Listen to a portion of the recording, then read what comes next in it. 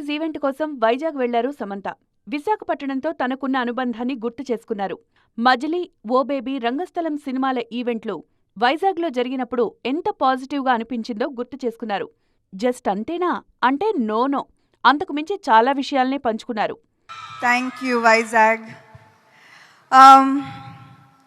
Today I was sitting there and నాకు గుర్తుకొచ్చింది all the many events from Majli Gani, O Baby, రంగస్థలం. ఇక్కడ వస్తేనే black బస్టరా? So మళ్ళీ block buster ఇస్తారు అనుకుంటున్నాను నాకు.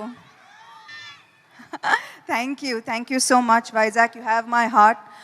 తన తొలి సినిమా ఏమాయి చేశావో హిట్టో కాదో చాన్నాళ్లు అర్థం కాలేదట సమంతకు. ఆ సమయంలో వైజాగ్ వచ్చినప్పుడు జనాలు తనను ఎంత దగ్గరకు తీసుకున్నారో తెలిసొచ్చిందట. ఈ విషయాన్ని సమంత చెప్పినప్పట్నుంచి శుభం ఈవెంట్లలో ఏమాయి చేసేవే ప్రస్తావన పదే పదే ఎందుకు తీసుకొస్తున్నారని డిస్కస్ చేసుకుంటున్నారు జనాలు. నాకు గుర్తుంది చాలా రోజుల ముందు, ఐ థింక్ ఏమాయి చేసావే తర్వాత నాకు ఐ డి నాట్ నో ఈ సినిమా హిట్టా, జనాలకి నచ్చిందా,